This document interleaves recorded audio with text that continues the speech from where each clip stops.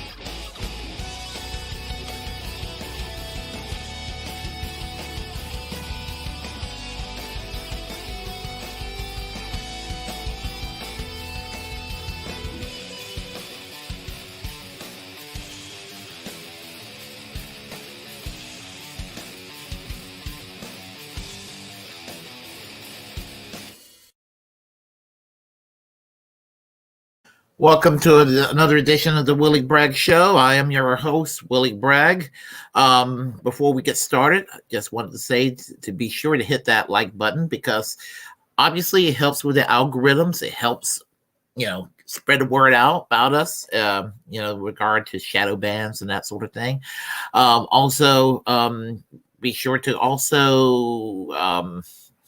subscribe to this channel, hit the notification bell for YouTube.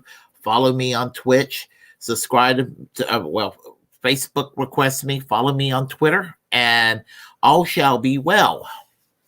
So I have some things on my mind I like to share with y'all. I just decided to talk about where we're headed on the left. Because there's always been talk about reform and revolution. Reform versus revolution. Sure, if you're a socialist or a communist or an anarchist or whatever, if you're anything to the left of a standard liberal, social democrat, socialist, democratic socialist, Trotskyist, what have you, the whole gamut. You always had this debate about revolution versus reform, or reform versus revolution, and which route and which way to go.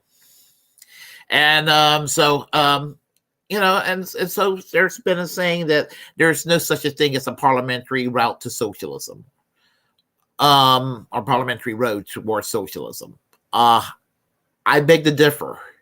There is, but not in America. It's just not going to happen through the ballot box in the United States.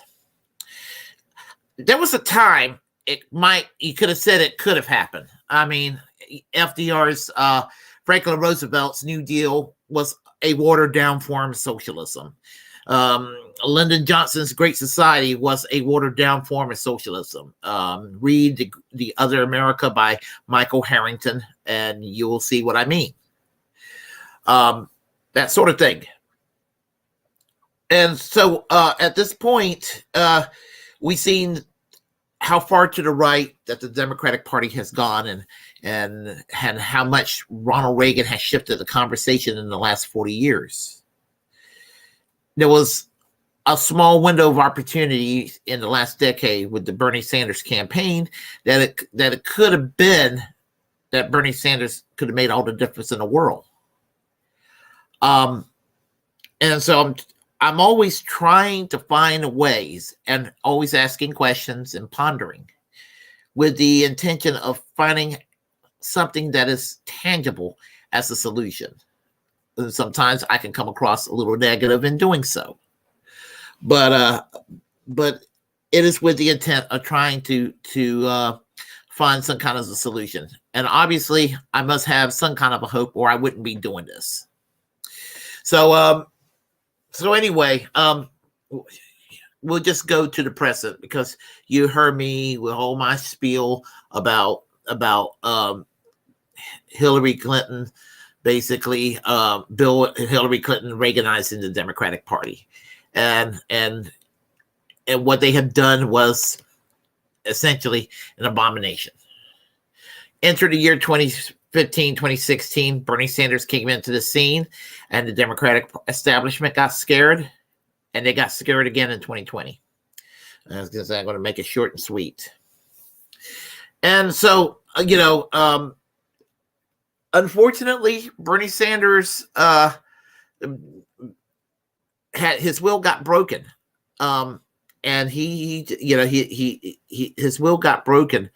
And there's a lot of people who basically criticizes him and everything. And I have my moments where I'm absolutely angry with him, but I also have a little discernment, and I give him a free pass.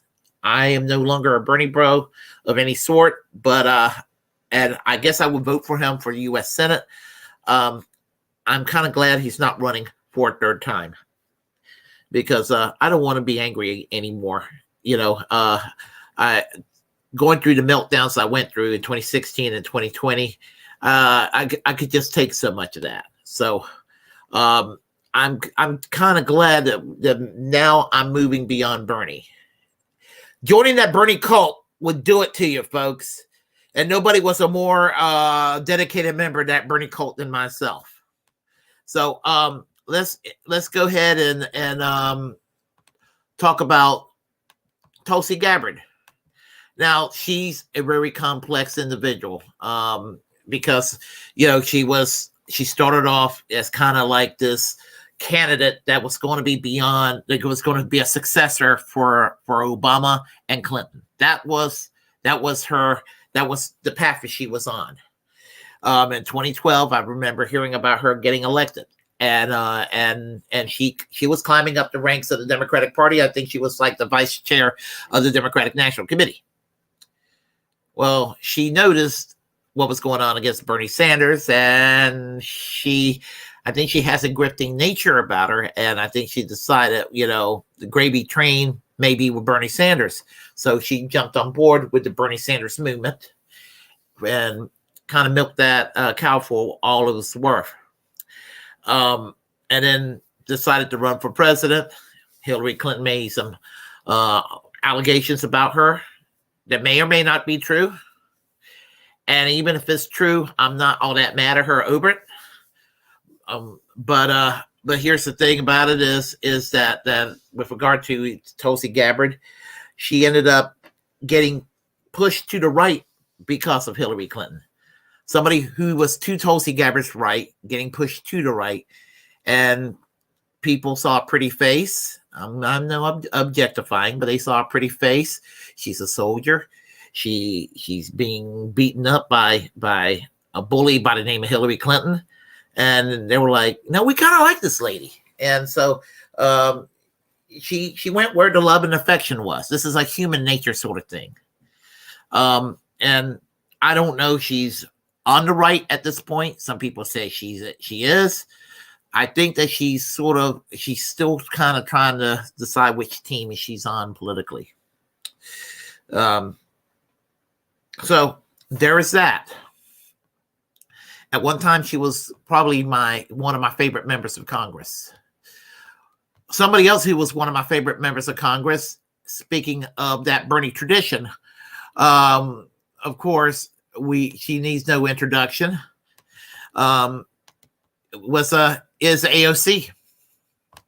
And AOC, kind of like Tulsi Gabbard, kind of went on a disappointing path.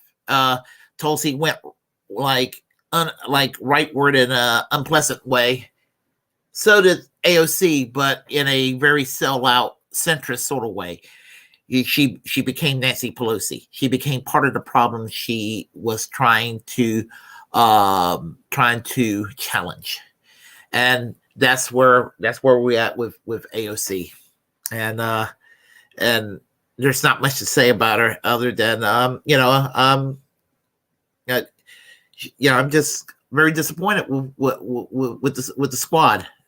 They're not even doing anything to fight for Medicare for all or Green New Deal or anything that they claim. They're just going rah, rah, rah, Democrats, rah, rah, rah. I'm not impressed by that. I'm not. So we're going to go and we're going to jump forward to the year 2024.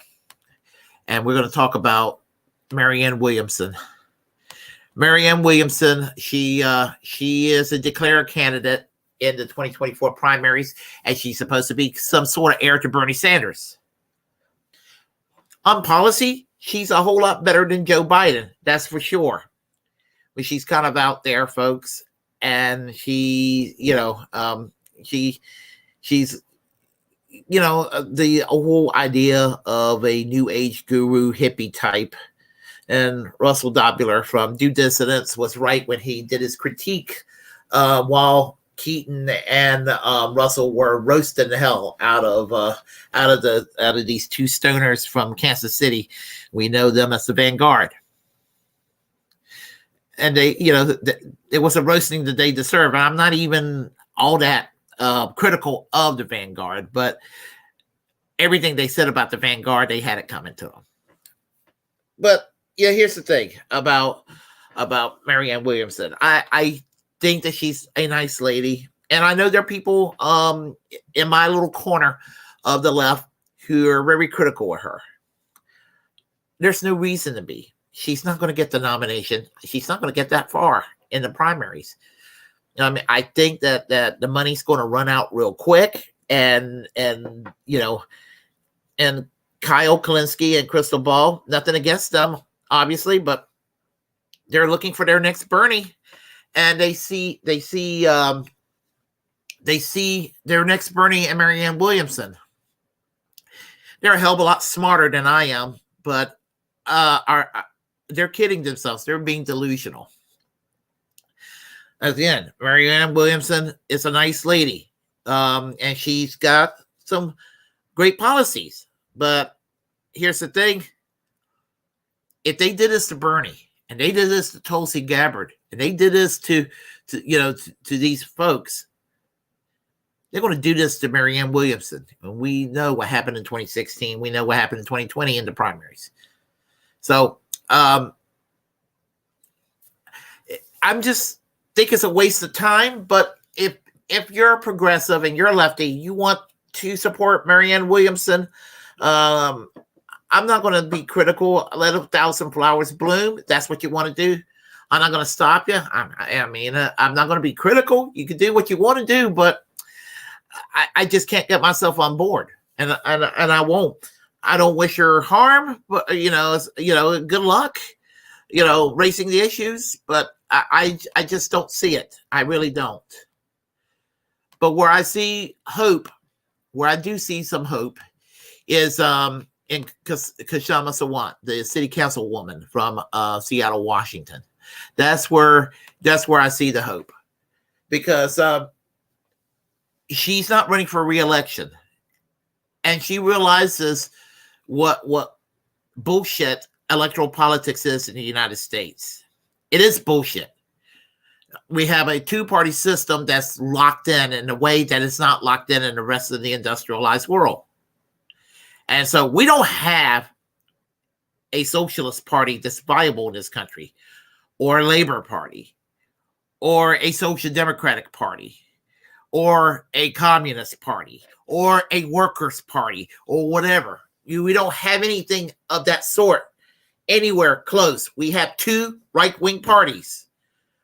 We have the Republicans, who are off the rails on the board to, on their way toward being fascists. And we got the Democrats, who are where the Republicans were 35, 40 years ago. I call them Rainbow Reagan Republicans, is what they are. It's not a choice. It's not a choice, because, when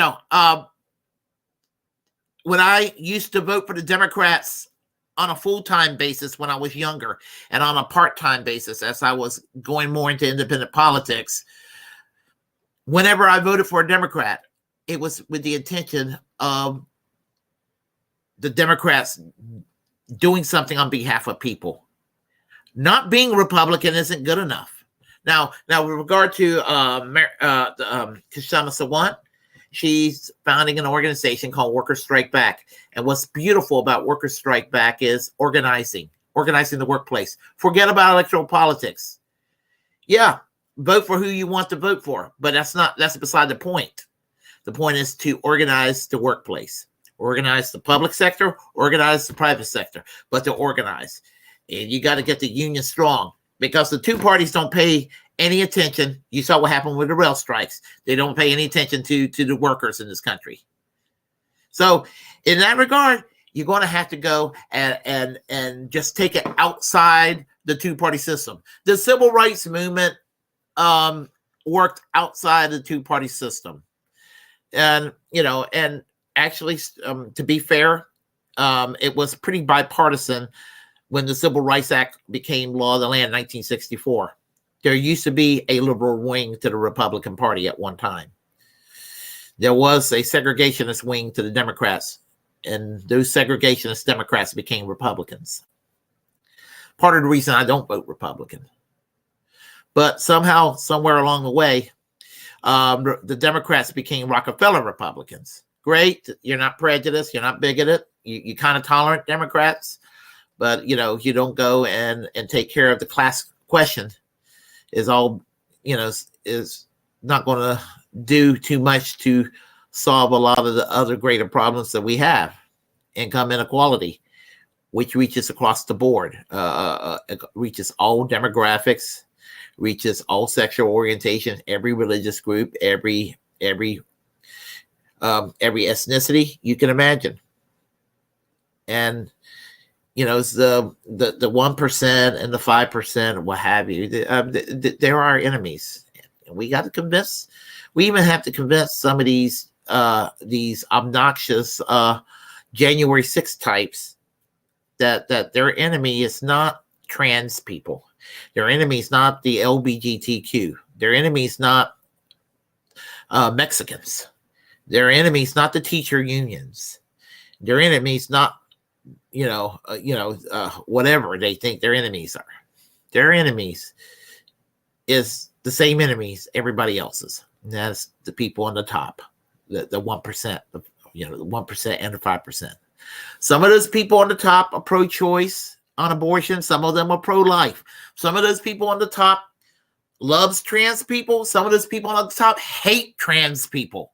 Some of those people on the top, they're like all inclusive and good vibes and socially progressive. Some of those people on the top are absolute bigots. But what those people on the top have in common is that they have that green in their wallet, and that green binds them together to divide the working class in this country against each other. And so what Kshama Sawant wants to do is to create a working class movement here in this country that's going to go and put a stop to this nonsense of corporatism, the crony capitalism that actually has made this country just horrible for the working class, where it's unbearable. It's a high cost of living.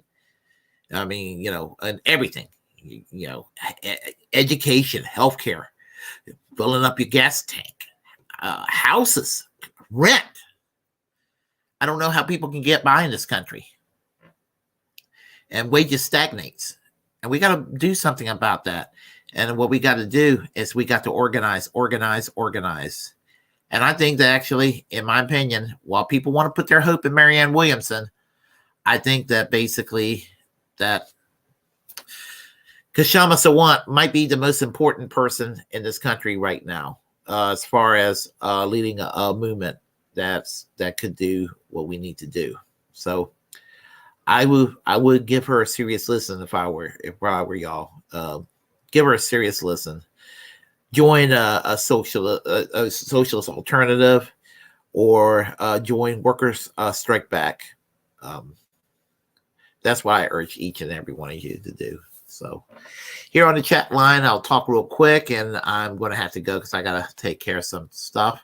So we have, I know who you are, Journey. How are you? We talked today on the phone earlier. Let's see. You said here, elbow cough, socialist elbow cough. Ha ha ha. Let's see. Good vibes. And Snipe Hunter said, hi, Snipe Hunter. Let's see. Any idea of your Willie Bragg show Saturday night feature? Shit lives. G.W. Bush. Donald Trump. Ralph Nader. Video thumbnail. Shadow ban. Is shadow ban on Twitter? Is it shadow ban on Twitter? I did not know that, but that's good to know. I am not surprised. There's a lot of censorship that goes on out there. So there you have it. Let's see. The video thumbnail video is not shadow ban on Facebook. Facebook, in some areas, Facebook is a little bit better than Twitter. In some areas, Twitter is a little bit better than Facebook. It just depends. Really strange. Let's see here. I'm trying to think how you pronounce that name. Sorry. Stoic Outcome. I'm sorry. Stoic Outcome says here, I want to offer a promotion on your channel. Viewers, flower, views, chat bots, the price, lower. Oh, one of those commercials. Never mind. So anyway, yeah. So if you like what you heard, folks, food for thought. But if you like what you heard, press like and comment. If you disagree with what I have to say, comment anyway. We'll have a conversation. Feel free to share the content on this channel. As a First Amendment absolutist, it's my duty to inform you to create your own platform and utilize it, because we are, in fact, the muckrakers of our time. Be sure to subscribe to me on YouTube. Hit that notification bell. Follow me on Twitch. Follow me on Twitter. Follow me on Facebook. And remember to always reject corporate media, because they have absolutely nothing at all to offer us. Not a damn thing. Until next time, I'm Willie Bragg. We will chat again soon. And race in the fists. Workers strike back.